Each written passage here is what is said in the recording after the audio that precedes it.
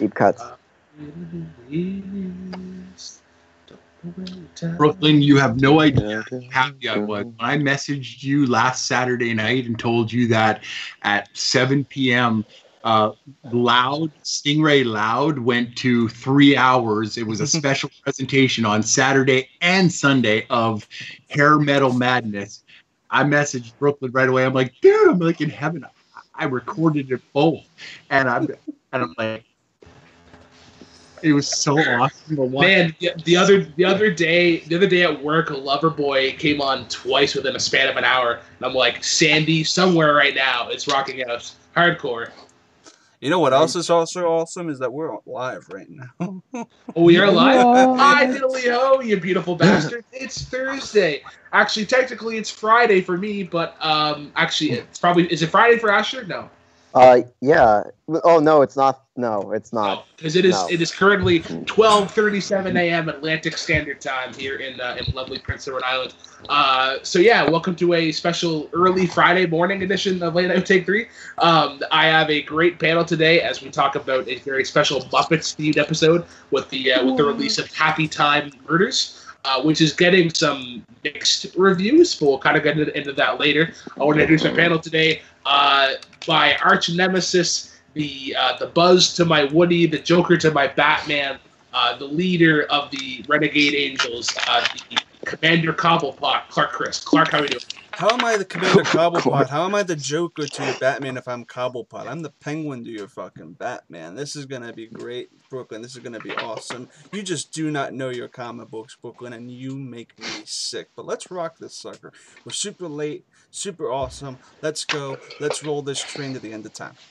Cough, Jack Frost, cough, cough. And going as well, my fellow Canadian, the lover boy himself, the Sandman, Sandy Robinson. Sandy, how are we doing? I'm doing great. How about you, Brooklyn? I'm doing absolutely peachy. Throw that in there for the Renegade Angel.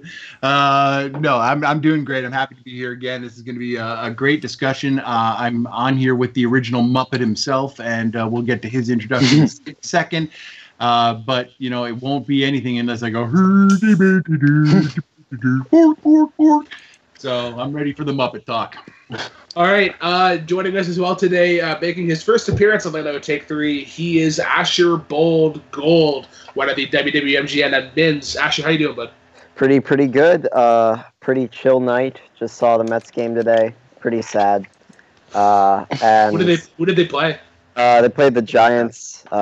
Yeah, for any sports fans who watch this, I'm sure there's several. Jacob. Mets have shit the bed this year. Well, so have the Giants, so whatever. Hey, listen, the Blue Jays ain't being too good either. So well, Blue Jays have also sold their entire team for like a bag of peanuts and $20. Oh yeah, when they go for fire sales. Talk about the Mets last year, but whatever. And last but definitely not least, before we go into like a 3-hour-long sports talk, we could not talk about Muppets without talking about the OG Muppet fan. Linus Babcock. Linus, how are you and Fozzie doing? We're doing pretty well. Fozzie's glad to make another appearance on camera. I actually have more of these Muppet puppets, but they're not in my room, and I don't feel like looking for them. Awesome. But I feel like talking about Muppets Tonight. So that's going to... Not the show Muppets Tonight. Not that. The shortly lived 90s show. But Muppets Tonight, as in, like, on this show. So we will be getting to Muppets later, but we'll get right into the first part of the show. It's usually something like Collider based, and I feel like this would be a great time to actually talk about Collider Live. Collider Live debuted this week, and from what I understand, it went off to a great start. I haven't been able to watch it as much just because when they go live, I'm usually in the middle of work or something along those lines. But you did watch a little bit of it, and it's great. I think it's second to the Schmodown of things to watch for Collider because they usually drop a lot of things. A lot of their inside jokes are referenced from their live sort of podcasts. So I want to go to Chris first as somebody who has really associated with Collider podcasts, kind of helping out there with them. What do you think about Collider Live coming back? Collider Live, it's something that we've always wanted. It's gotten a lot of traction back to the Schmoville Facebook group, which has been sorely missed the past almost year since the last Schmoes Know episode. So it's always fantastic. And also, you can always check out the clips of Collider Live, which are posted on Collider Podcast. I do like the show. It's really fantastic. I mean, objectively, it seems a little claustrophobic with them all in like this tiny little room sitting around a table, but you know what? It seems very informal and it just fits their style. So I'm sure that the setup will change and be modified as the show goes on. So I can't wait to see how it progresses, but they seem like they're having a lot of fun with it. Yeah. We'll go to little Linus next. You're a big avid supporter of the Collider family. I mean, you're a massive fan of Drew McQueen and Levine, and like, you know, you've gotten referenced on the show, so I feel like they're aware of you and you are aware of them. So what are your thoughts on Collider Live coming back?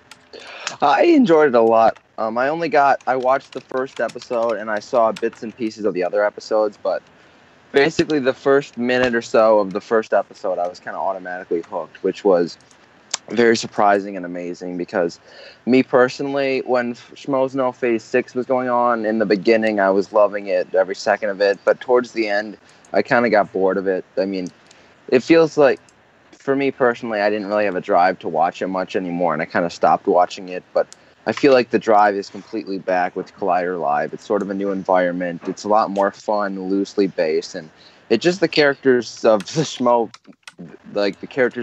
Know Collider. They're all interacting together and just doing everything we loved, and I'm excited to see it back. And I'm definitely going to check out more episodes because it's hilarious. I love seeing Brett back. I think Roxy is an incredible addition to the team there, and it's just very exciting all over around. I think this is actually kind of a great segue because I see Donald Devon or Devon. I'm not sure how you pronounce your last name, but he says, "I love Collider Live. Makuga rocks." But Makuga got into some hot water. He said something about the wrestling people. Yes, and it's actually a great segue to Sandy as a fellow wrestling fan. We are supposedly garbage people. What do you have in response to that? I have this in response to it. I am so bloody happy that Makuga has been put back on staff and is back with Collider. I'm so happy about that. Am I happy about his comments about wrestling? No, but I bet you he took a pile driver from Christian right after that. So, because Christian is a fan of wrestling, just like most of us are. But Linus mentioned it. Great to see Brett again. Great to see Roxy. That's what my takeaway from watching the first part of the first episode is, because I haven't got to the rest of them yet, but I love seeing the new people. And I was like Linus, by the end of Phase 6 for the Schmoes Know show, it was almost like they were mailing it in and just putting people there and talking. There didn't have any real substance. They didn't seem to have a fire for it that much anymore. Christian wasn't there a lot of the time. Mark wasn't there a lot of the time. So it kind of left us, going, okay, well, that's all right. But this really seems like, and Chris mentioned it too, about the little closet they were in. I can imagine. I hope that's the one room that has the air conditioning, because there were a lot of people jammed in that room. So, but I think it's amazing. I love it when they do this, and I think it's an absolute pat on the back to the fans that they brought this back, because it's the fans who loved it. We want to be part of their lives, and even though Josh can stick his foot in his mouth sometimes and say stuff that he's going to get total heat for, which he probably has already, it's just nice to see them again. It's nice to see them banter back and forth, talking about real life things instead of just the Schmodown or just what was happening on Movie Talk or what's happening in movies and stuff. And I love all those shows, but the live show is always something special for me. So I always look forward to it. So I'm happy that it's back. I think what's given the show a little more exuberance and a little more life is actually them pushing things back a little bit. Like earlier in the day, it's now, I think it's 1 o'clock I know it's 1 o'clock or 2 o'clock for me, but it might be is it 10 a.m. PST? 10 a.m. PST and 1 p.m. EST. Mm-hmm. Yeah. So that'd be 2:00 for me. My question then for Asher, I guess, is that do you think that this is the right move to bring Collider Live to an earlier time? And I don't know if you got to hear, but there's no longer the producer room, but we now have God in the voice of Cobster. He is now the all-seeing God, the Messiah of Collider. What do you think about about losing that producer cam and now having God Cobster? Well, I love Cobster. By the way, I'm making pasta, so that's why I'm looking much happier than I was at the start. But I love pasta. I mean, I love Cobster too. They're synonymous with me. But I love Cobster and his voice. Even though we don't get the producer cameras at all anymore, it's fun to have a different perspective, a different thing going on, a different gimmick, if you will. And sometimes gimmicks actually really help and change up what's going on. I don't know. Yeah, absolutely. Yeah, this is kind of a sort of a step in the right direction, and I feel like what they have done to like maintain that audience is to keep the show in true podcast and true audio form. I know a lot of time. I know back in Phase 6 when I was listening to the live show, I usually listen to it on the drive into work. I just kind of save it for the next day. So I guess my question to you guys is how do you guys consume the live show? Do you truly do it live on video, or do you just kind of wait for the podcast form and then just kind of listen to it at your own convenience? I barely can get to it when it's live because 9 times out of 10 I just forget. So I usually am just scrolling through YouTube and I'm like, oh yeah, you knew it, because I always have my little ding dings on, so it sends my notifications, and so I got a new episode to watch and I'm like, yay, and then I just plan to watch it whenever I can watch it. Linus, how do you guys?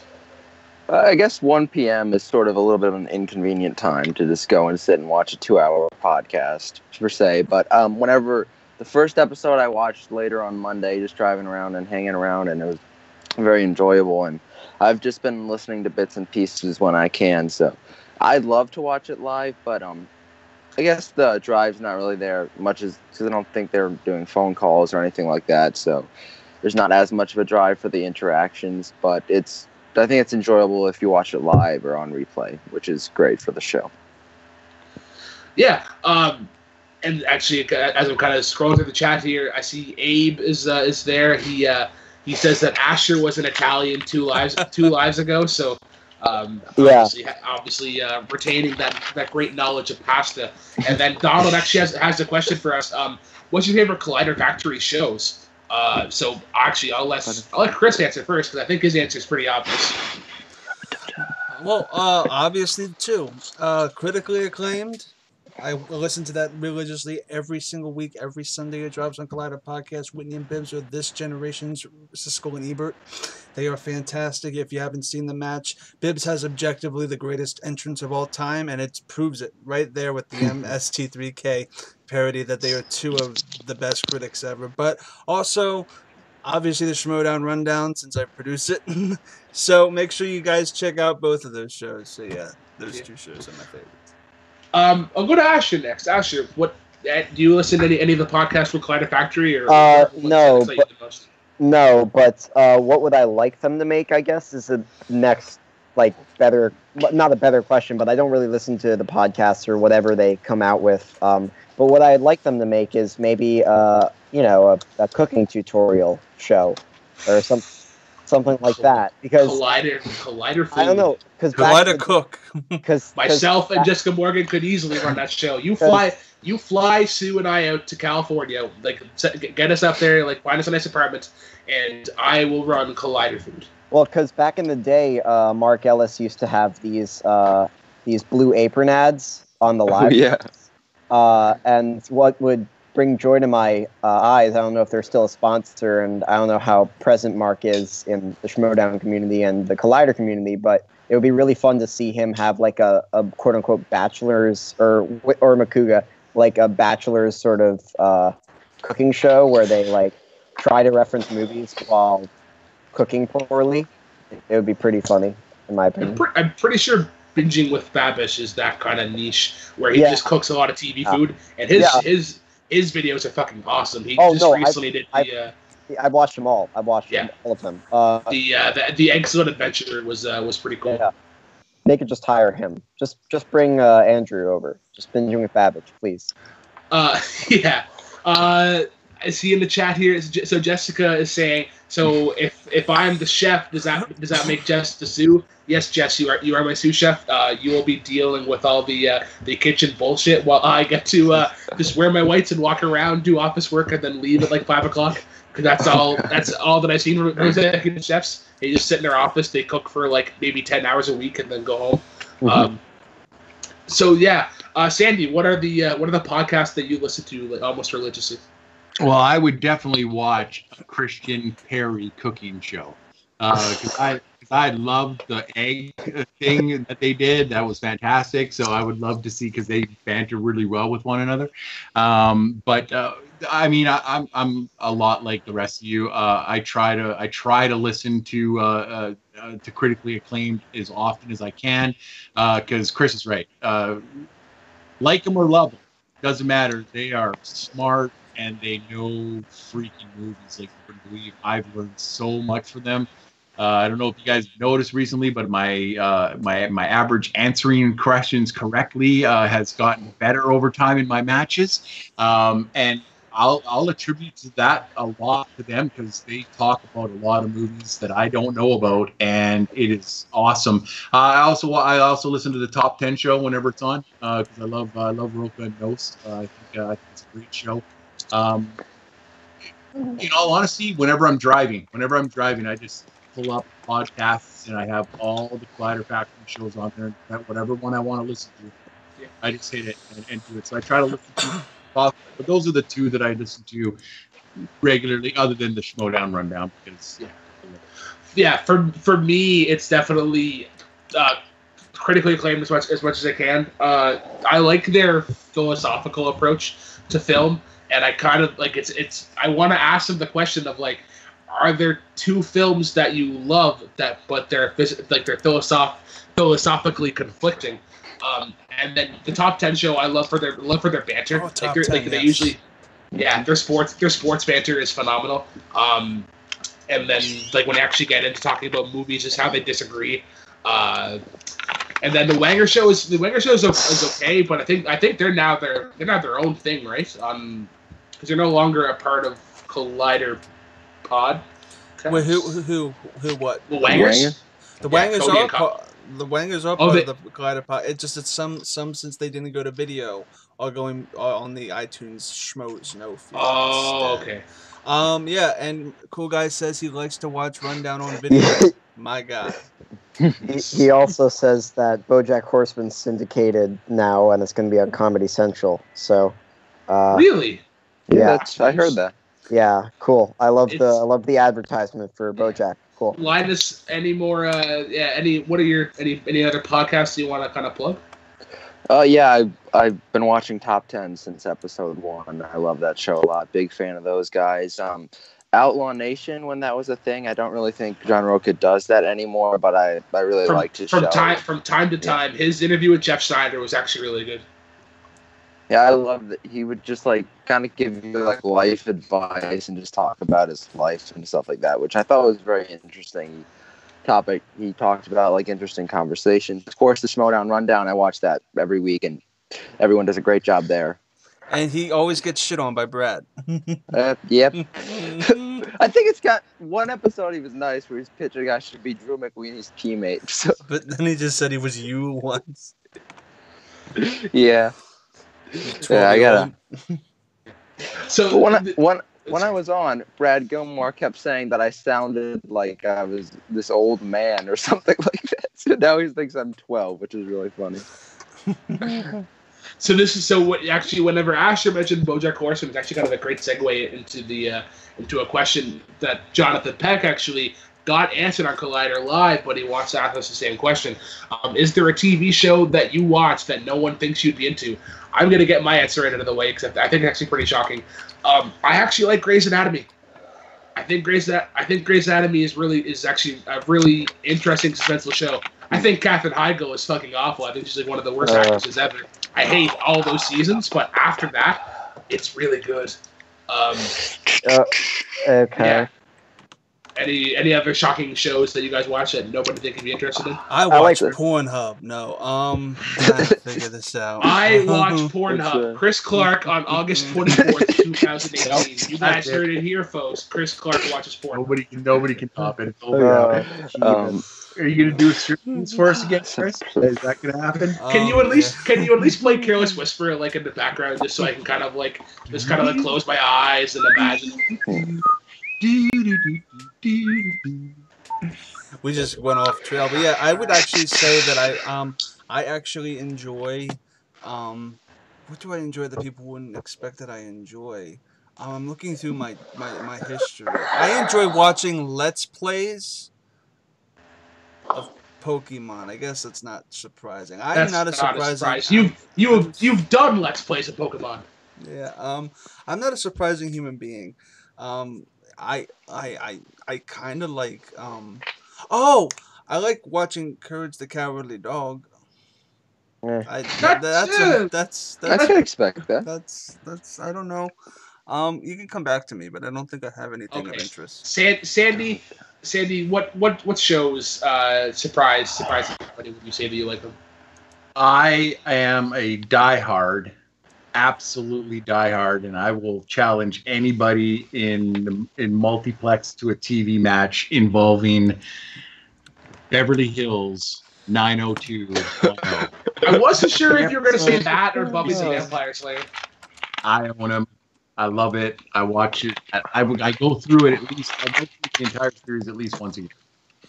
See that's me and Family Guy. Like I feel like I've been like running that challenge for like the last 6 months. I'll take on anybody. Yeah, I'll take on anybody. I've seen Family Guy like 4 times through. Same. It was my favorite show when I was in middle school, so I watched it all the time. I fell off after season 10. It's just gotten. The best seasons are 1 through 3 and part of 4. I like what kind of like 6 and 7, that area a lot also. Like the one thing that they kind of kept consistent is the like the Road to episodes. I think those have been consistently good, with the exception of Road to India, which is okay. Yeah. So Asher, what shows do you before we go into a Family Guy discussion? Yeah. Although those shows I wouldn't say are friggin' sweet, they're fine. I'd say the best show that people need to watch that I'm watching is Riverdale. And I'm so conflicted with Riverdale because I'll tell you with one caveat. Don't see season 2. Just watch season 1. No, see, I watched season 2 because it was like I have a story, because this was back whenever I was in like the Schmodown. Like there was a fantasy league, and I was trying to find shows for Sue and I to watch, and my buddy was like, "Hey, just check out Riverdale. It's actually really good." So I'm like, "Okay, we'll try it." And I'm like, "Hey, Sue, we should check out Riverdale. It's actually really good." And then she actually like really enjoys it. And then after season 2, like I watched first episode of season 2. I'm like, this is really fucking cheesy. Oh, and I would continue to watch it out of spite, but it's like it's awfully cheesy. I'm telling you, I got through season 1 in like 3 days. It was surprisingly gripping and like really good. And then season 2 just takes everything that season 1 had and just throws it out the window, except for Bughead, except for except for Jughead and Betty. I fucking hate that character. Chance Ellison defends him tooth and nail. No, and I'm with Chance. I love Jughead. He seems like a pretentious juice, pretentious douche. And I've always imagined Jughead as like this kind of goofball. Well, I mean, pretentious juice should be the next like slogan for Kool-Aid. Pretentious juice. It's a good nickname, also. No, that's VA's. Juice. Oh, like, I thought you said Jews, and I'm like, no, yeah. No, but take 3. Pretentious Jews. No, but cut. But I think I think that one show that you shouldn't watch. Whatever is Friends from College. Have you heard of that one? Is that the key? Like the Yes. Yeah. It's on Netflix. It came out last year. First 2 episodes are fine and it has a good premise. It's just not good. Just don't. Anybody watching Enchantment at all? The new. I was just gonna bring that up. I watched it. It was pretty enjoyable. I watched the first couple episodes and I'm like, I'm not sure what to think of it because it's like it's definitely. It gets better. You think it's better than. It gets better. I like the beginning. I think is a little slow. It definitely picks up. The elf is like one of my favorite. Elfo is one of my favorite characters. Matt Groening has created. I think. Oh yeah. Groening. Yeah, whatever. Sorry. Yeah, there's definitely Futurama aspects. I think it's just sort of a retelling of that. And I mean, like he brought back John DiMaggio, Billy West, Tress MacNeille. But yeah. Enough about TV shows for now. We could probably do just a whole TV theme. We could bring back the video form of Collider TV talk, but yeah, that's being brought back to not Collider. I mean, I thought it was Collider, but it's just going to be audio form. Yeah. Take 3 TV. Take 3. Yeah. Pretentious juice. Goodbye to any form of social life. I'll just be home. Hey, Brooklyn, how's work? Good. I'm just watching season. Oh. Now, Chris, I have to ask you the specific question. Do you see a lot of videos on Pornhub for pretentious juice? I don't know. Well, a lot of them had to deal with a Hanukkah kind of thing, and I didn't want to do it. The top, what do they call it? Dreidel? A dreidel. The dreidel? The yodel. The yodel. I tried to make. Yeah. That's right. But dreidel, I shall play. Oh, dreidel, for I made you out of clay. And when it's dry and ready, dreidel, I shall play. Yeah, but there's a lot when you search Thanksgiving, so make sure to check that out. That's gonna on a turkey's getting stuck. If you know what I mean. Young turkey gets pardoned. Oh God, we are so horny right now. Dear diary. All right, guys, let's move on to the news. I'm just scrolling through the chat here. Malcolm is usually the kind of the head honcho and digging up all the news facts. So we have John Lithgow cast as Roger Ailes in a Fox News movie. Sure.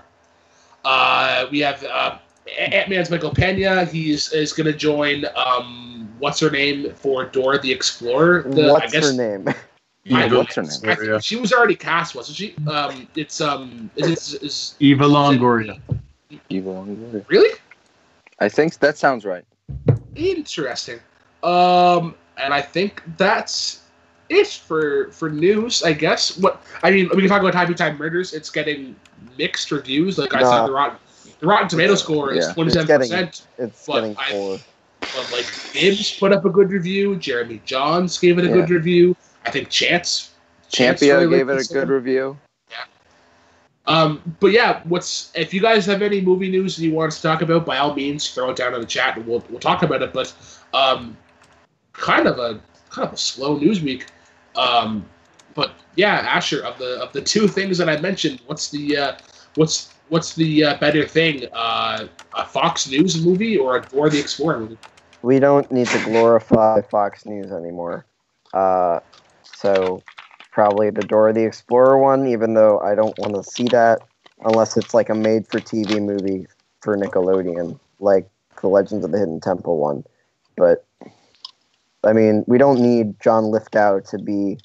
Is it like a slam on Fox News, or is it like supposed to be like praising? I think it's supposed to be like a biopic, but I feel like okay. I feel like if you're going along that line, you have to sort of expose how they're really leaning into the right. Is he playing Bill O'Reilly? Who's he playing? No, he's playing Roger Ailes. Oh, okay. I'm not sure who that is. I wholeheartedly choose Dora the Explorer just because Michael Pena's a sweetheart, and Eva Longoria is not just a what's her name; she is a goddess. So before I get to the next topic, because there is a big notable omission that I see here, who would you cast as Swiper the Fox? Oh, Ooh. Antonio Banderas. John Leguizamo for me. Antonio It's gotta be Banderas. Antonio Banderas. I No, love that. it has to be Jamie Foxx. Oh, no, Vivica A. Fox. We are a dumb mess. Fox. Uh, So the big story that I forgot is Danny Boyle has stepped down, parted ways with Bond 25. I'm not sure how to take this. I don't think it's an awful thing, but I feel like we're pretty closely due for a Bond movie. I feel like it's been a while since Spectre, and they haven't really hit stride since Skyfall. What do you guys think about Danny Boyle not being a part of Bond 25? That's interesting. I mean, I'll watch it. Yeah. Well, there's also that too, and then there's like Idris Elba. I know Idris Elba was kind of like, I think it's kind of confirmed that he's not going to be James Bond. Yeah. Which kind of sucks. Why was he doing that stuff if he's not? Why do you say like my name's Idris, like Idris Elba, or like whatever? Like, what was that for? If he's not why'd he divorce his wife and leave his kids for somebody younger than him? I mean, we need to know. That's just a midlife crisis.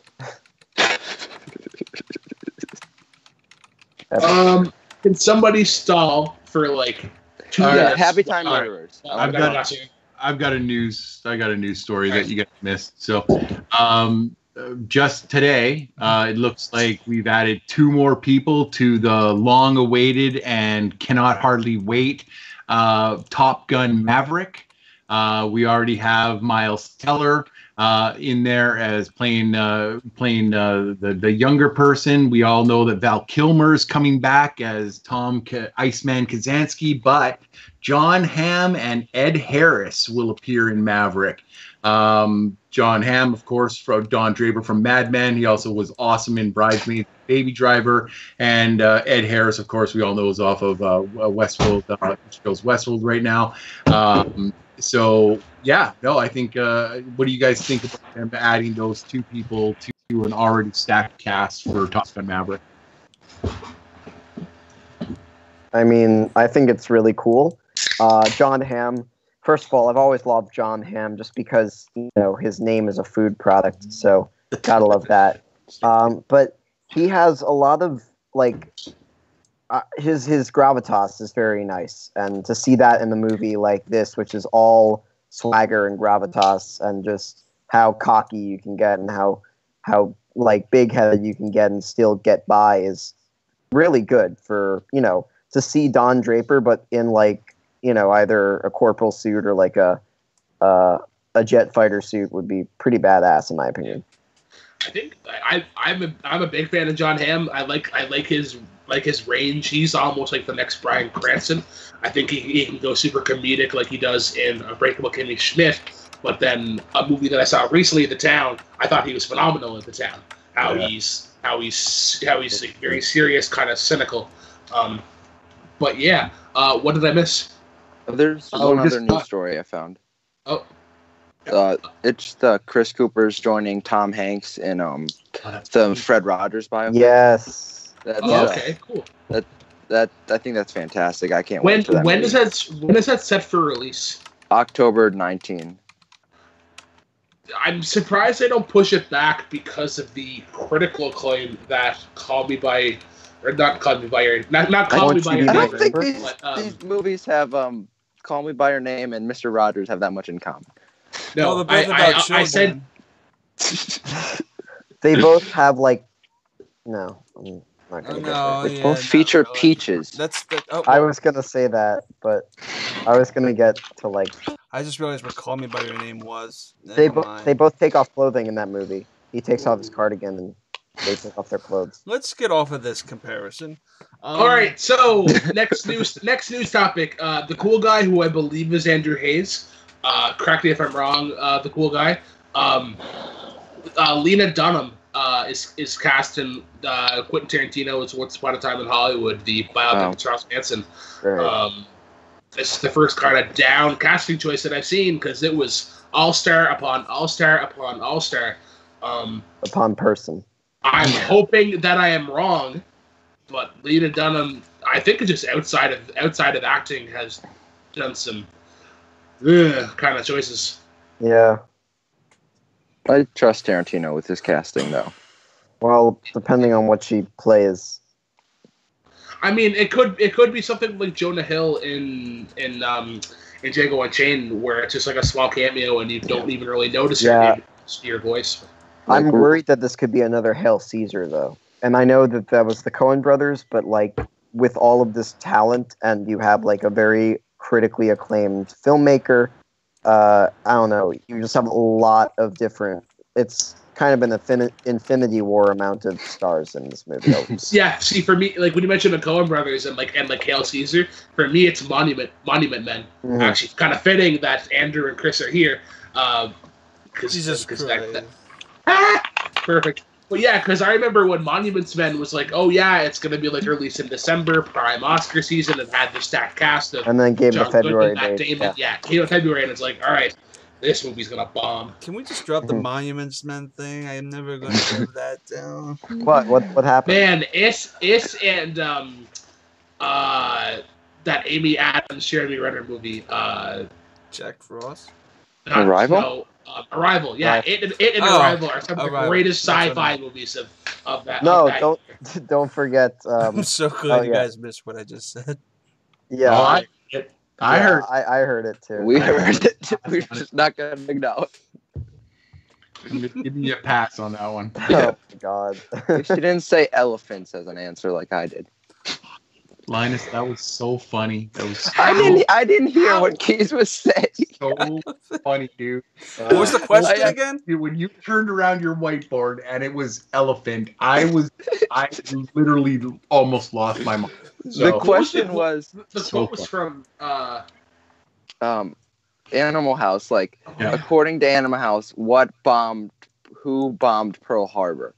yeah, no, I didn't understand what Keys was saying. I thought he bombed Pearl Harbor. So I'm just like, what is something funny that could be an Animal House quote? And I thought, elephant. That sounds like something they talked about in Animal House. Not hearing the Pearl Harbor thing.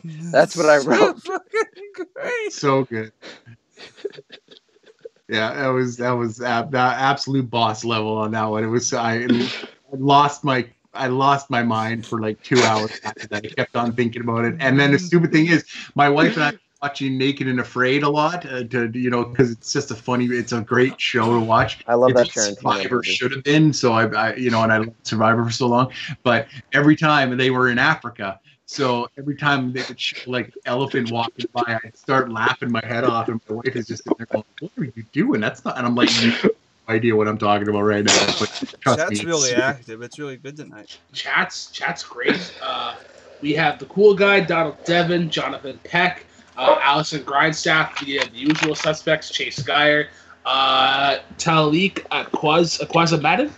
I feel like I'm not sure how that's we pronounce your name. And we have 12 people watching, so that's cool. That's great. This will now I'll have to do late night. I guess it'll be early morning with Take 3. I'll start at like 1 a.m. Wake up with Take 3.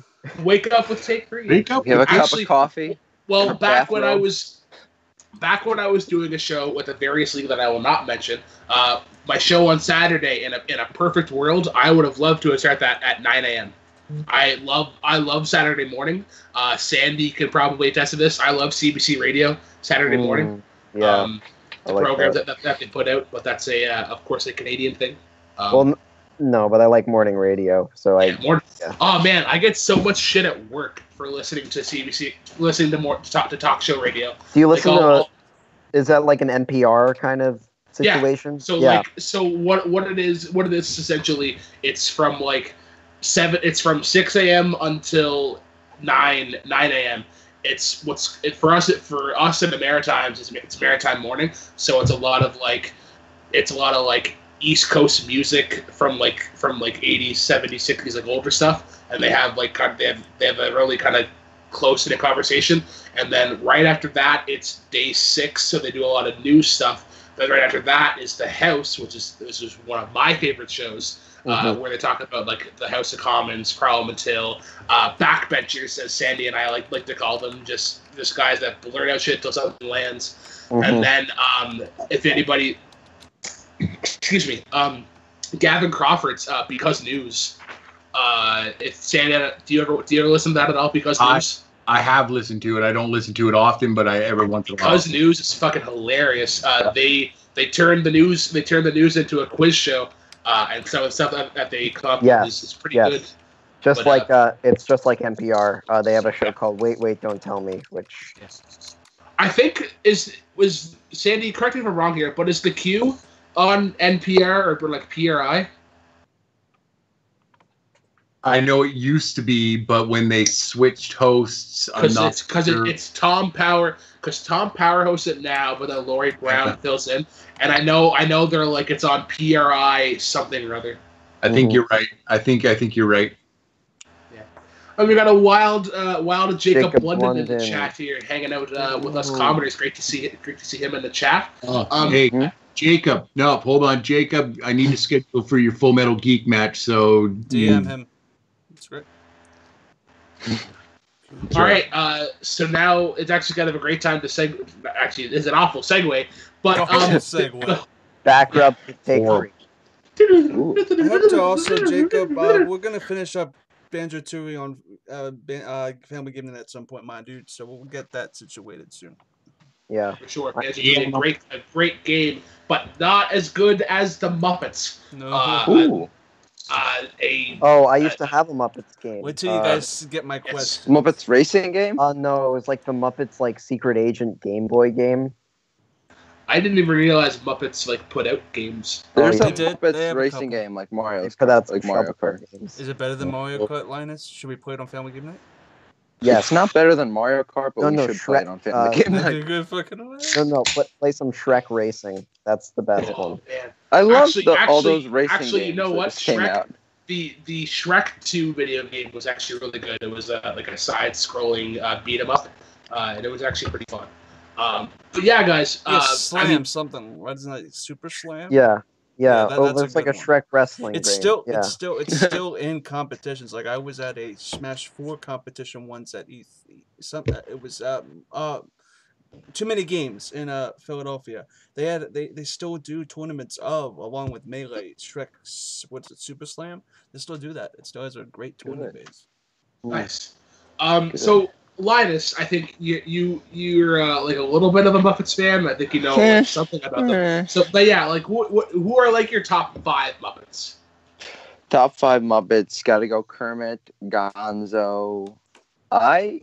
Recently I've become accustomed. I like Scooter a lot. Rolf has always been one of my favorites. And I mean I don't want to pick all mains, but I love Fozzie as well. All the Muppets are so great. I love Walter, which they added in the 2011 film. I think he was a kind of great addition as sort of like the fan Muppet. Expert. And now some really obscure Muppets. New Zealand is kind of funny. I like Dr. Teeth is not obscure. I like Dr. Teeth a lot. I'll just list every Muppet character up. Yeah. Just. Asher, as the other kind of Muppet experts, I guess. What are your top 5 Muppets? Never said I was an expert. Although my favorite Muppet has to be, I think, it really is the Swedish Chef. I don't think there's like any comparison. Swedish Chef is the best chef. Yeah. Collider cooking Swedish Chef. Yeah, I mean, whenever he just so funny. And so I'll give you others. Kermit's on there too. Baby Animal from Muppet Babies. And then how about Gonzo up and down with me, but you got to put Beaker and Honeydew in that too. Yeah. I agree with a lot. I think, like, I kind of going through my top 5. I hear a lot of names mentioned, but the one name I'm surprised nobody mentions is Clifford. Statler and Waldorf. Yeah. Come to me. Oh, Sandy. great. It's actually kind of a taking tradition. We usually one of us steals Sandy's big pick. And Sandy, tell us something about Statler and Waldorf that we already talked about. Statler and Waldorf were my introduction to sarcastic comedy. I had never heard things like that before. I'd heard like regular jokes, but when you had like two old dudes sitting up there cutting down everything they were doing, and remember, you guys may be Muppet fans, but I was watching the original TV show when it was on. So. Oh, okay, yeah. OG right so, there. You know, I can still I can still sing the song from Muppet Show theme. So, I mean, you know, it's so having them sitting up there are great. Also, you know, Swedish Chef is fantastic.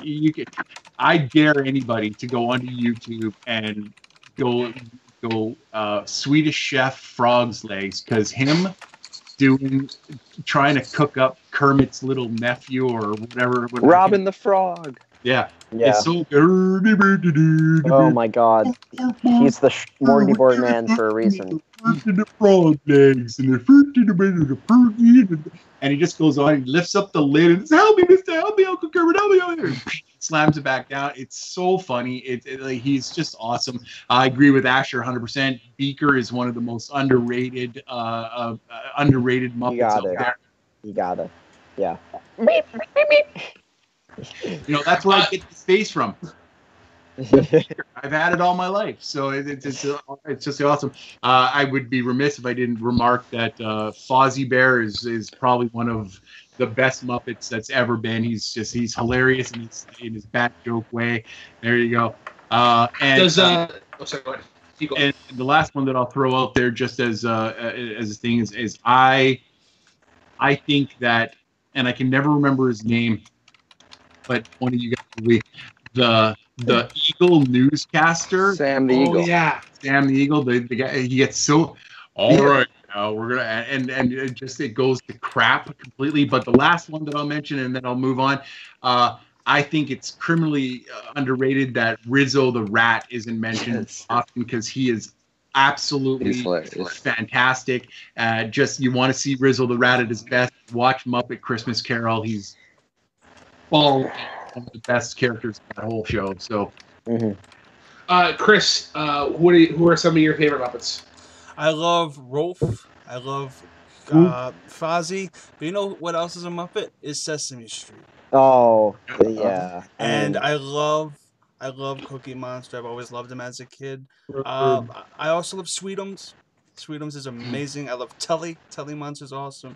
I actually like. He's not a Muppet, but my favorite person involved in the Muppets is this guy named Paul Williams, who has composed some of the best music the Muppets have ever had to offer. And if you think of the Muppets, you also think of their soundtracks. And by God, Paul is a fantastic songwriter. And I'm not going to confirm nor deny that one of the questions is going to involve a soundtrack thing. So it's going to be fun. I do love Rolf and Cookie Monster.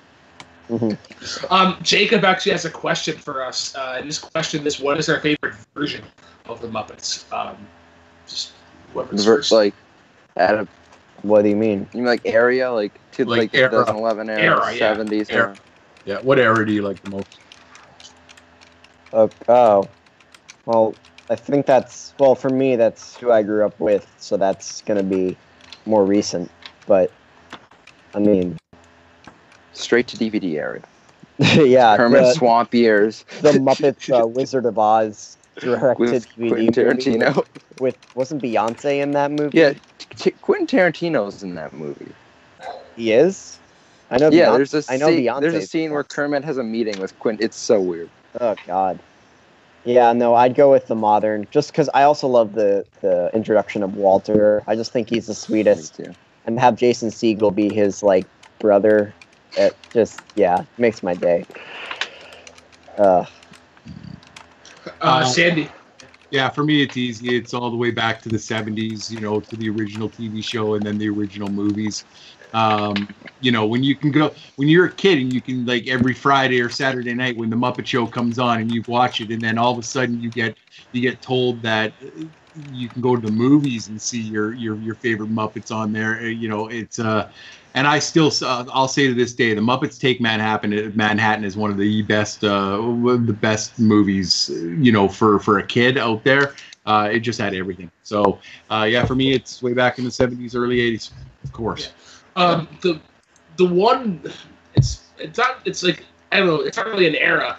It's a type of show that I wish they kind of continued with. I liked the mockumentary style show that they tried to do. The Office kind of. The Office kind of. I love mockumentaries, and I feel like the Muppets were a great fit for that. But it got canceled. It got canceled too soon. I think it could have found its legs if it was on a little longer. Yeah. Yeah. Chris, anything? What's your favorite era? Oh, what were we asking? Sorry. Favorite era of the I almost said The Simpsons. But The Simpsons. favorite era of the Muppets. Oh, the 70s and 80s were the most hilarious moments ever, because I'm going to go back to Sesame Street. Sesame Street, if you look at the old episodes and skits from the old era, they were so freaking funny. Kermit was actually on Sesame Street at the time, and it's just the fact that I feel like the Sesame Street in the old days was really the original Muppets, and it was just super funny. So I like the older Muppets, but this current generation is fine. But as much as you'd hate to admit it, after Jim Henson passed away, it just hasn't been the same. Yeah. Well, Trivia question. Stop. Okay. Chris, what was Kermit's character when he was on Sesame Street? I'm pretty sure I know it.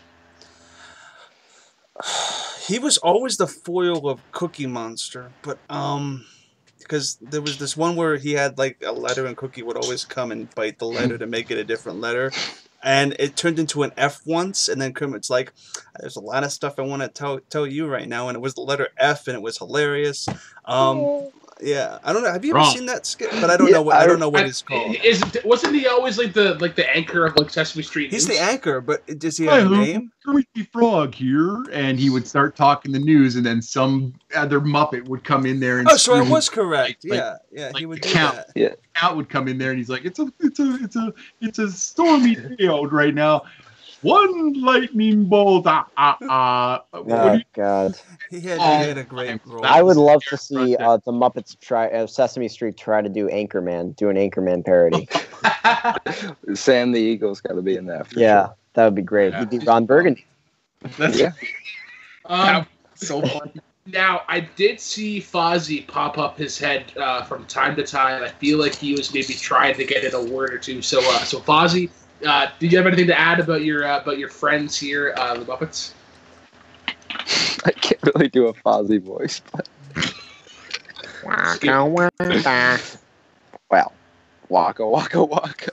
Your kid got a taste. One of the best Linus. Muppet skits is Kid Fozzie. I think that's one of my favorite Muppet skits is Kid Fozzie, and that's where the one where Fozzie's like in the old West and he's got like the giant pickle bomb and stuff. It's just hilarious. All right, so this is something that we talked about like before the show even started. I think there was talks of doing an impression off. So I think all five of us. Okay, I'll try. Okay, or maybe all five of us. I can try. Chris? Is there any way you can throw in a poll to like who has the best impression? Yes, give me 1 second. I'm gonna put the. You add in a poll. So we're gonna do an impression of a different Muppet, and whoever can do the best impression wins. Who wins? We'll do the debate after, but I want to do this impression thing because I think it's kind of pretty cool. Let me know if you see the poll in here before I start. If you guys start this, okay? I'm gonna say Brooklyn.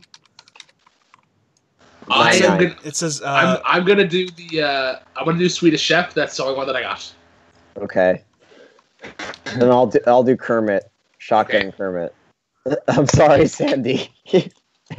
Let me know if you guys see it. I made it. You can. Yeah. Let us know in the chat if you see the poll. You can. Okay, I got one, Asher. I got one. Don't worry. You're gonna do Beaker, refresh right? Refresh it and see if you see it. Okay. There should be an eye icon in the corner. Okay. All right, Linus, who are you gonna be doing? I can do Ralph or Gonzo, but Gonzo's gonna hurt my voice, so let's do that. Chris, who are you gonna do? I'm gonna do Beeper. Beaker. Oh wait, Oh. no. I'm gonna do the Swedish Chef. All right. Wait, that's a double Swedish Chef. I want to confirm. I want to confirm that they see the poll. Is anybody else the Swedish Yeah. Chef? Yeah, Okay. Brooklyn. I'm Swedish. Oh, Chef, you're yeah. Swedish Chef. I'm gonna be Cookie Monster. Oh. Okay. Remember, Sesame Street is Muppets. So. Yeah. All right, wait. I want to make No, sure. That no. I am Jabba the Hutt. Jim Henson's Jabba the Hutt. that is not. He's a Muppet. He's a Jim Henson company.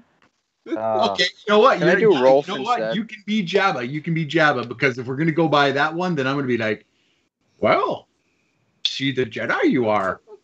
So suck it. So if you want to, I'm gonna be Cookie Monster. I'm gonna be. Is that your final? Are you locking that in? No. Can I be Ralph instead? I don't care. Guys, refresh the poll. Can you see it? As long as I get to be the chef, that's the only one that I can do. Yeah, Chase Geyer says that we can see the poll. So whoever wants to go first. Oh, did you even ask me who I was going to be? No, Ken. No. Well, no, you. I asked you, and then you're like, no, you'll see. Oh, what the fuck just happened? Damn it. Oh, Sandy lost his camera, and we got him back. Hi, Sandy. We got him back. So who's going? I am going to be Animal. There we go. Let's hear it. Let's hear Animal. Oh, you want me to go first? Or I don't know, whoever wants to go first. If nobody wants to, I'll start us off. I'll Doesn't matter to me.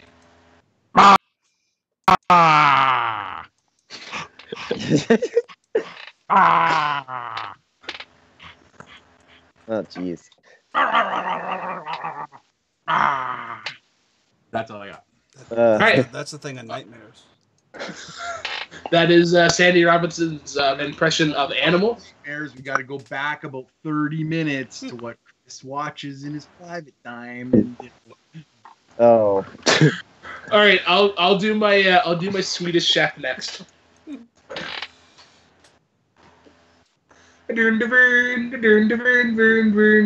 Bort. Ernie diverted making a donut. It's a fruit of making a donut. And the put in the fryers. And it diverted the donut. All right. All you people in the chat, who were listening earlier, you heard me do a Swedish Chef earlier. Come on. Yeah, it was better. It was better. Alrighty. I All right, give let's that. see. All right, Chris, Linus, Asher, who's going next? I'll go. Okay. Nom. See, for cookies are for me. Cookie monster, cuckoo, cock. Oh, not cock. Yeah.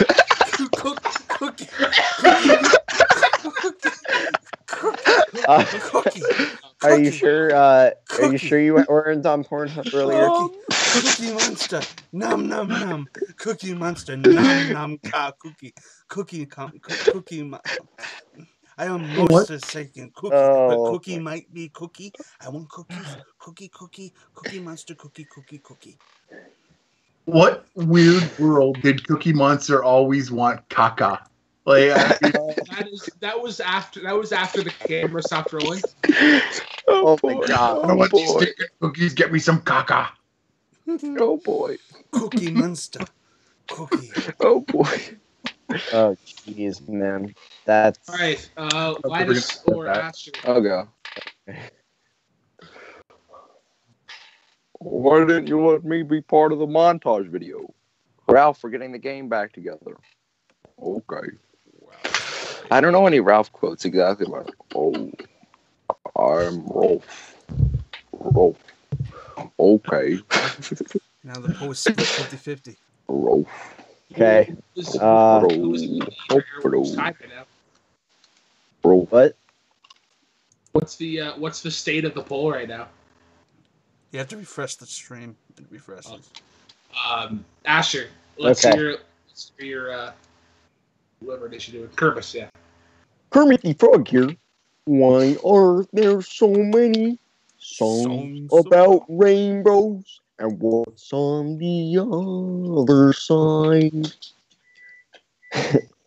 Yeah, someday will find it. The Rainbow Connection. The lovers, the dreamers, and me. That's good. I mean, I can also do a baby animal if you guys want to hear that. Sure. I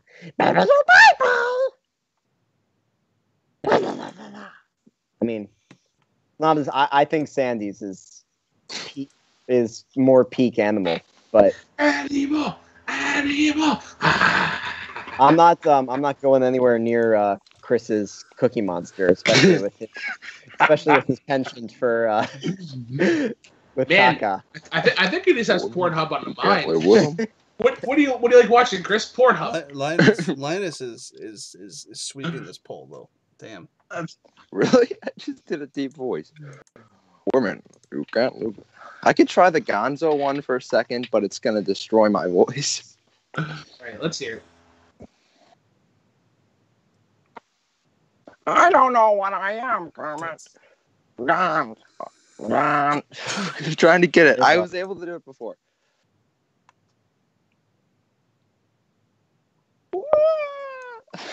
And with that, we Gonzo lost quote. 5 viewers.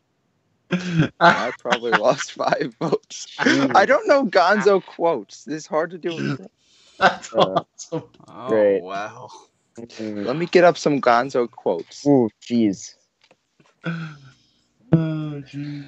All right, so while Linus is You looking ready up some for this Gonzo debate? quotes, Yeah. let's go. I am actually going to pass the torch over to Chris, as I will be competing once again to defend my late night with Take 3 mini speed round debate champion of the World Wide Olympic Games and Association of America. Master debaters right here. Pretty well. My team, yeah. Are you a good fisherman, Asher? Oh God, Yes, great. Do you put the worm on the hook pretty well? Yeah, I'm not gonna get dragged into this one, Brooklyn. So you would say that you are a master baiter. Oh, Yeah, that's my team, though. the masturbators. Yeah, me and Matt B are. So the who's masturbators. versing who? Well, no, yeah, you have to determine that. I always All do right. the I'm the gonna Hard be- Time and Space Yep. clubs. I'm doing Brooklyn versus Linus and Sandy versus Good. Asher. Oh, fuck you, Chris. Yes, Sandy, we get to watch the good match. You have to earn it. You took my belt. You have to earn it. accepted 2 out of 3. You sealed your face. It is what it is. So I'm gonna do Sandy versus Asher first. Okay. Oh, okay. Oh, I guess. wait. Who did I pair off again? No, you did. Yeah. You did. Okay, No, yeah. Sandy and Asher and myself and Yeah. Linus. Yeah. But then it's the 20-second open, 20-second open, 15-second rebuttal, and then the other 3. So for this round, myself, Linus, and Just Chris. speed round. It's 20 Okay. seconds, 15, and then 5. No, What is just 2015. It's 20 and 15. Okay, 20-second and 15 rebuttal. Okay. All right, guys. So Sandy and Asher, your thing is, what is the best Muppets song? The theme song for the Muppet Show. Oh, that's a good one. I'm gonna go. Moving right along. Eeny, meeny, miny, Asher. You want to go first, or do you want to defer to Sandy? I'll defer to Sandy. How much time per 20 start? and 50. 2015. 50. Okay, got All it. Yeah, go. All right, go, Sandy. Dun, dun, dun, dun, dun, dun, dun, dun, dun, dun. It is the best theme song. It shows you all of the Muppets. They all come in. They all got a part. They all got a part to sing. You get to see all your favorites. They all come in. They all show up there. Even Waldorf and the old codgers are up there, yapping at them through the whole thing. 4, It's catchy. You can't get it out of your head for days. That's why it's the best. Boom. Awesome. All right. Yeah. Asher, you have 20 seconds. Yeah, All right. that intro melody sounded exactly like Super Mario Brothers, so I find that more appealing, actually. Second, Moving Right Along is just a classic road trip song that I can listen to anytime, and it's really great. I just seeing Fozzie with his banjo and just Kermit swaying back to back is a great gift, too. So I'm really happy with my answer, and that intro is kind of bad. That was pretty damn good. Okay, guys, rebuttals. Sandy, you have 15 seconds when you start talking. I don't even remember that song. And so if I can't remember it, but everybody else on the panel can remember the Muppet Show theme song, yeah, it might sound a little bit like Super Mario Brothers, but they copied it from the Muppet Show. So that's how good the song is. Okay, cool. Asher? The intro song's good, but when you think about it as a whole, listening to a song like "Moving Right Along," do, oh, nowhere to go. It's just a great road trip song that you can spend a lot of fun time with your buddies. It's really awesome, and an intro song's an intro song. And that was a really close one. I'm going to go with Brooklyn. What are your thoughts on that one? I'm actually going to favor Sandy because when I heard both songs going, I heard the intro music first, and I think Sandy handled his rebuttal quite well. And how he did defend that the intro song is great on its own, and how it's not just this opening theme. So I will give my point to Sandy. I will say that I knew both of them by heart. I think "Moving Right Along" is objectively the bigger. I think if people see the clip, they might know that that's from the actual Muppet. Yeah. From the actual Muppet theme song is actually really catchy. The thing is, though, Sandy's argument, the strong point there was that he said why it was better than "Moving Right Along." Asher, you were saying why "Moving Right Along" was fantastic and great, but you gave very little detail into why the Muppet theme wasn't as good as yours. So I'm going to have to give my vote to Sandy, even though Asher did a fantastic job. Linus, your vote didn't count. What did you think? I didn't vote I didn't have a clear favorite anyway, so. Wow, you're a failure. I'm going to go to you next. All right.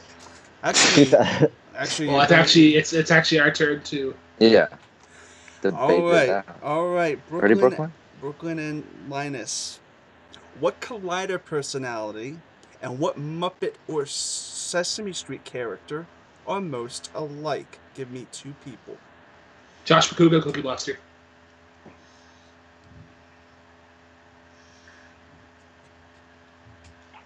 Okay. Mark Ellis and Fozzie Bear. This is gonna be cool. So Brooklyn, being the champ, you can defer or you can keep. I'm gonna defer. All right, Linus. Whenever you ready, you get 20 seconds. All right, Josh McCool can speak fluent English. He has more than one obsession of cookies. He likes other stuff in the world. That makes him different than Cookie Monster. Also, he's not blue. Fozzie Bear and Mark Ellis are both amazing stand-up comedians. They're funny, and they're the best friend you always want. They're the great friend that's with you, that's always going to support you. Like Mark does the Christian, like Kermit does the Fozzie. They're like invisibly, they're both funny, and they're like rubber chickens, and there's lots of fun in general. There's someone I'd want to hang out with, and I just love them to pieces. Cool. That's a lot. All right, Brooklyn, you ready? You got a 20 count, all right? Whenever you're ready. It's a second. It's whenever. Yeah, it's whenever I start talking, right?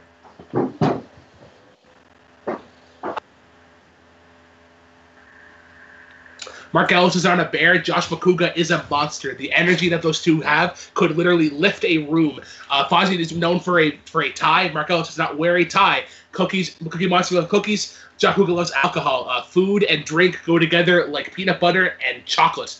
That is the end. Wow, you actually have extra seconds. You're not taking it. All right. All right. All right, Linus, you have a 15-second rebuttal whenever you're ready. Josh McCoo is a very elegant and fun dresser. Cookie Monster wears nothing. Mark Ellis is hilarious, and he sometimes does wear ties and hats. So Fozzie wears a hat and a tie. So they are like in that way. They're both stand-up comedians. They have a similar job. Where Cookie Monster and Josh McCoo, the only similarity about it is wild energy. Where they have the best friend compatibility, and they have the humor. All right. Whoa! Can I get like an extra little bag here? Yeah, you get 2 seconds. Go for it, Brooklyn. The question was what Collider personality and Muppet is the most alike? All right. Macuga. Yep, that was. Whoa! I didn't get to rebut at all. Wait a minute. What? He rebutted first, and then I get like. Oh wait! Oh, I thought you already went. Okay. 15 seconds plus the 2 that you gave him because Linus went. Okay. I went first. We're gonna scratch that guy in 3 whenever you're ready. Yeah, I got messed up. The question is, what Collider personality and Muppet are most alike? The Makuga and Cookie Monster are both monsters because of the energy that they have. Mark Ellis has 2 tones, whereas Fozzie is just 1 tone. Mark Ellis can be serious. Fozzie cannot be serious at all. Also, Mark Ellis does not play banjo. Fozzie can be serious. Did you watch it too? Fozzie can be serious like That's this a can of hard Pepsi one. can be serious. All right. No branding. I'm gonna say this. You both went at each other really hard about how the other wasn't the other's character, and that actually I really liked it a lot. What's really difficult is that, well, because Brooklyn, you gave a lot of good reasons why Cookie Monster and Josh Makuga were the same. It started to get a little bit repetitive, where Linus had a little bit more to give us with how, and the comparisons to how Ellis was towards Fozzie. You both were pretty much neck and neck with how you were comparing each other to each other's character. And so it went down to that, and I'm going to have to give it by a slim margin to Linus, though Brooklyn, it was fantastic. That was hard. So I'm going to go to you, Sandy. What did you think? Yeah. Wow. I actually believe that Mark Ellis and Fozzie Bear are more alike than Cookie Monster and Josh Makuga. So I give my vote to Linus, because Josh Makuga, as much as he's wild and crazy, you don't see him sitting there with a plate of cookies, throwing them all over the place. You see Mark Ellis go and do stand-up comedy and be a funny guy. Yeah, he might not play banjo, but arguably, Fozzie Bear doesn't really play the banjo either. So that doesn't really count. As far as a tie goes, ties are one of those things. So my vote's going to go to Linus on this one. So I'm putting on Asher. Yeah, I'll give my input though. I just think that Josh Makuga is more like animal instead of Cookie Monster. I would have said that. And I think that even though I didn't really count that in, I also give it to Linus just because I think Fozzie Bear, a lot like Mark, is endearing because he makes just terrible puns throughout the entirety of his career. Yeah. That's fine. I will gladly lose to Linus in a Muppets question. It's like losing to Chris in a Billy Joel thing or other. Your answer was great. I don't mind. I was happy with my performance. No, it was great. The thing is, though, with Josh, you didn't have a lot to go on with Cookie Monster. When if you chose Animal, it might have been even closer. So yeah. So. Oh, I will say flat out, if you had chosen Animal and Josh Makuga, you'd have gotten my vote. All right. Yeah, so guys, that would have been better. You're gonna get a little extra time to think about this, and I'm gonna give you 25 seconds to do this. Okay? Oh, is this Sandy and I? Sandy and Linus. This is Sandy and Linus. Actually, I'm gonna give you 30. I'm gonna give you 30. What is it? If it's too no pressure or nothing, Linus. If this one is too close to call, I do have a tiebreaker. Okay, cool. Well, it'll just be the 3 of us voting, so it won't be a tie. I know, but whatever. Well, I mean, if all 3 of us vote the same thing. I got a Muppet hat on and a Muppet. So guys, you're gonna pay attention to this, all right? So I'm gonna say that, you know what? Sandy's been on more episodes than Linus has. So Sandy, you can choose to defer to Linus before hearing this question. I will defer to Linus. All right. Okay. So both of you guys are going to decide this. Pitch a Sesame Street / Muppets crossover and sway us why your idea is the best to go with. Jeez, dude. Shit, now I'm debating. Okay. Since the Muppets were bought by Disney, in this film, Disney's going to merge the Muppets to be a lot more kids-friendly with Sesame Street. So we see all our Muppets having to join the Sesame Street crew as the Muppets is canceled, and they have to do like a bunch of kid stuff like number and counting and stuff like that. And it's just the whole dynamic because Fozzie and they want to do like the jokes they always had before, and it's a different dynamic because these people are a lot more childish, and it's about finding your inner child. And the Muppets, they kind of find again how they weren't relevant like they were in the 2011 film, but Sesame Street is also not relevant. Right, cool. And in the end, they Cool. I mean, you got it. That was 30 seconds. So, Sandy, can you top that? Whenever it's 30 seconds. All right, picture ourselves on Sesame Street. We're on Sesame Street. Elmo, Big Bird is walking around and sees Elmo on the ground just giggling hysterically, and all of a sudden, Elmo explodes and opens up a portal. Out of the portal comes the Muppet Show people. They just, Kermit sticks his head through and goes, I know this. And everybody else sort of walks through and comes together, and they form this gigantic Muppet Show, Sesame Street combined group. And they play and they have time, and they don't mourn with Elmo at all because we all know he needs to go. All right, cool. Interesting. This is tough, guys. This is tough. We're going to go to rebuttals. All right, Linus, whenever you're ready. How much time are we getting for rebuttal? 20? Is that 20? I think 20 is fair. 20? Okay, cool. All right. This is a deeper question, okay? Whenever you're ready. The whole thing about a portal doesn't make much sense because we've already seen them interact in the films before. Like we saw Big Bird in the original Muppet movie, and he was at the wedding in the Muppets Take Manhattan. In my film, I think we would see both characters interacting in a different stage and see that the characters are different, but they're alike in the way, and they all want to be shown and loved, and they come together in the end and form a show that is both the best of the two of them. All right, cool. You got it. All right, Sandy.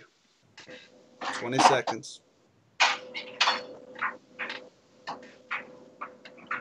If you just have another show where everybody's together, happy, joy, joy, and they're doing fun, then there's no conflict. So there's nothing for them to strive for. If you have a portal opening up, not only can the good Muppets come through, but the bad Muppets can come through too and create strife and where they all come together and fight this evil force that's come through the portal with them and shoving them back through. All right, cool.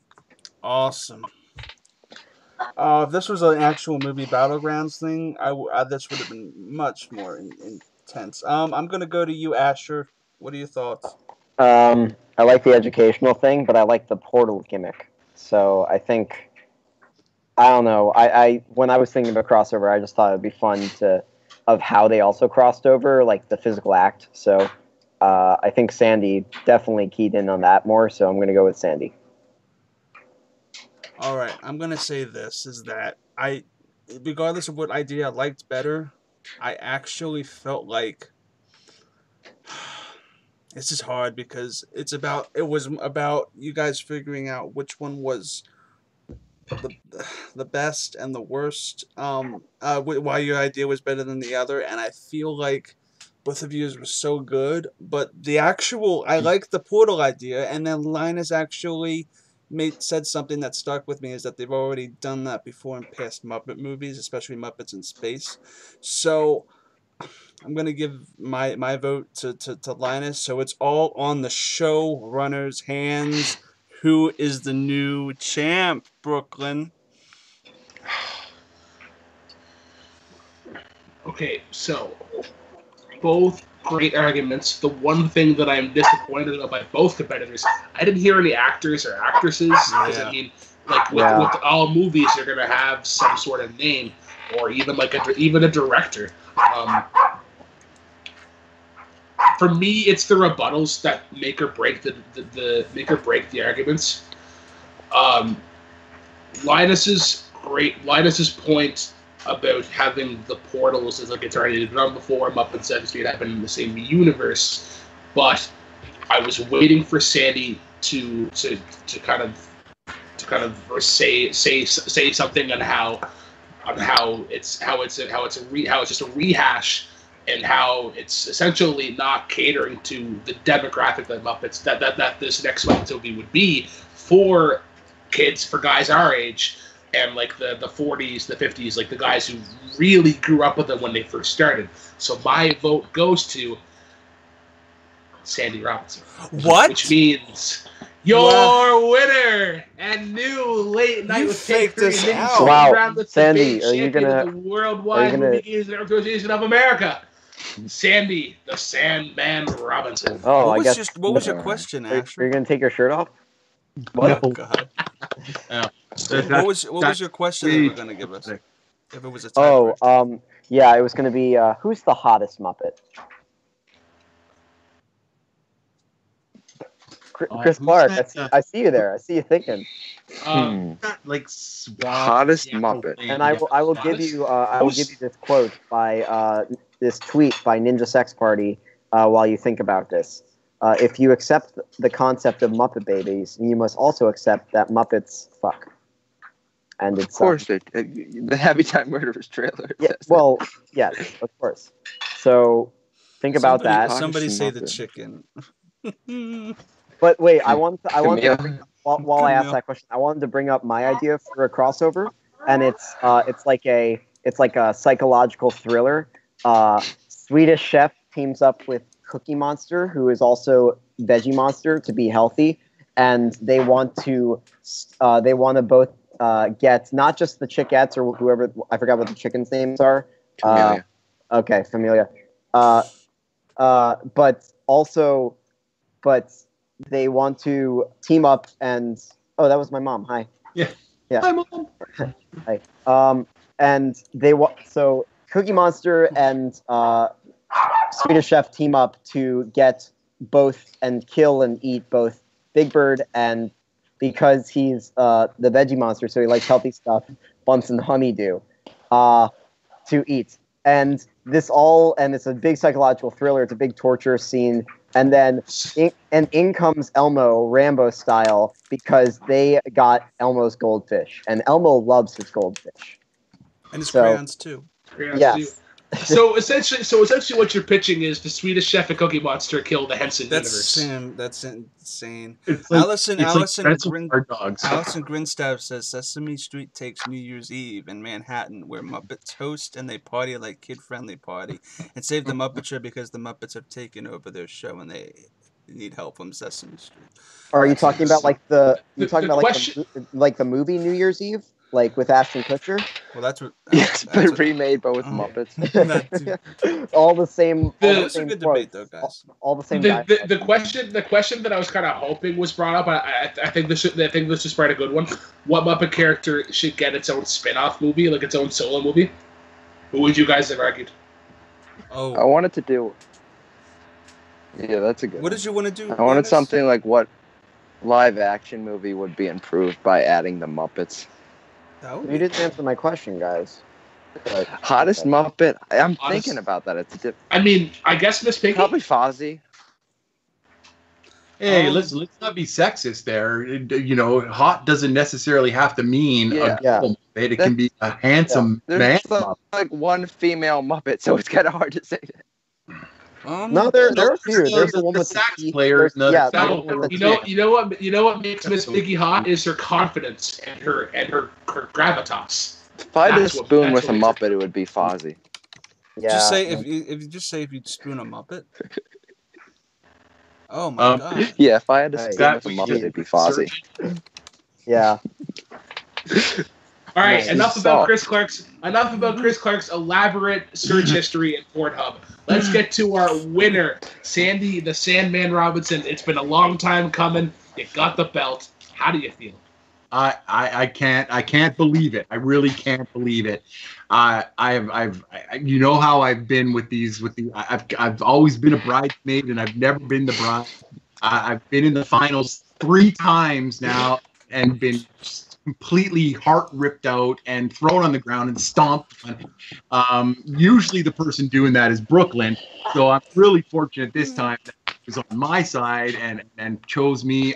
I'm going to represent late night or early morning with Take 3 and my belt that I'm going to wear proudly until next week when Matthew Rosa comes back and kicks my ass again. So until that day happens, yeah. And Linus, you are the master of the Muppets. You are, and I hope that the jukebox person caught my my little reference there in Master of Muppets. Master of Puppets. Yeah. Got that? That was good. But I've seen you debate. You're in movie battlegrounds all the time. I am just fortunate that this time I was able to come out with the win. because facing you in a match about Muppets terrifies me to death. So, speaking of that, there will be a match about Muppets airing very soon on the Movie Battleground page. It's me and Zach Ford. If you want to see more Muppet nerdness debate, it's there for you. It's going to be insane. Linus fast forwarding to the plugs. Awesome. All right, so that's It's a perfect opportunity. It's actually a great time. Actually, no, we will not go to Linus first because he lost. We'll go to our champion, Sandy Robinson. Where can the cool kids of the world find you? Awesome. You guys can find me on Facebook at srobinson1799. You can find me on Twitter at srobinson1799. Like Chris Clark always says, those numbers mean nothing. You can see me on Full Metal Trivia, Full Metal Media, Full Metal Geek. Next match is August 31st. Please tune in to see that. You'll see me on Worldwide Movie Games as part of Team 80s and as part of the singles division. I've got a match coming up against that dastardly Subrath.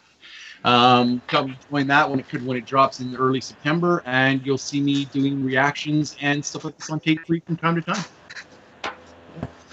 To our unfortunate loser, losing him up at debate, Linus, where can the cool kids of the world find you? You can find me on Twitter at Linus Schmodown. That's right, Chris. I got my Twitter handle right this time. Yes, please, thank you, Linus. I got my Twitter handle right this time. I'm on Take 3 on reactions, probably weekly.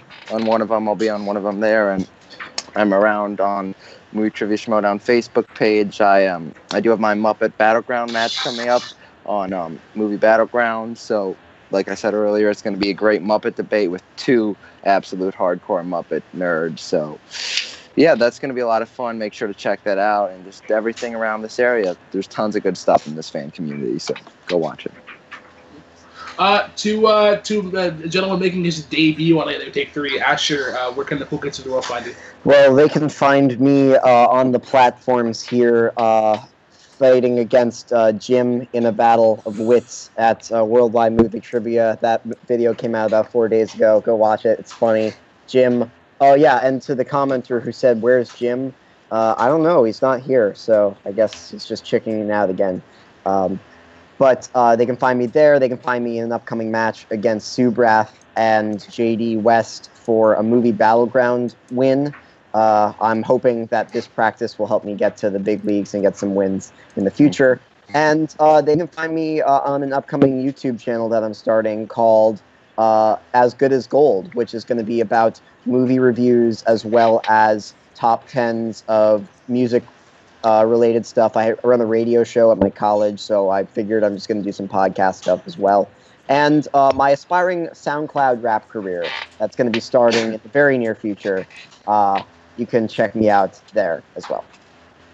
Nice. To the producer, the man behind the scenes, Chris Clark, where can the cool kids of the world find you? You can find me on Twitter and Instagram at ChrisClark8788. Those numbers mean nothing. Every Thursday, check out Suddenly Soundtracks. The next episode is Moulin Rouge with Rachel Cushing. It will be released next week. You can also find me on Collider Podcast Network, where I produce the Schmodown Rundown, the official after show for the Movie Trivia Schmodown. We are live tomorrow night, 9 p.m. EST, with the champion, William the Beast Bibiani, for number 99, the penultimate episode before number 100. So make sure to check that out live. It's going to be a blast, and it's why we're here right now. Live right now. Yes, it is why we're here right now. Last but definitely not least, I have the Black Lantern Brooklyn Vale. You can find me right here on Take 3 on Mondays doing Jukebox Trivia, where we do all things music trivia, debate, playlist, shit on Brooklyn's musical taste, whether it's Billy Joel, because I'm sure. I think our next playlist is ABBA, so that's going to be interesting. Oh, nice. I am right now in the binge of listening to ABBA. You can also find me here running Lato Take 3, and if you want to follow me on Twitter, I mean, you can, but I don't really do a whole lot of tweets. At the real BK10. Linus, you have your finger raised? Yeah.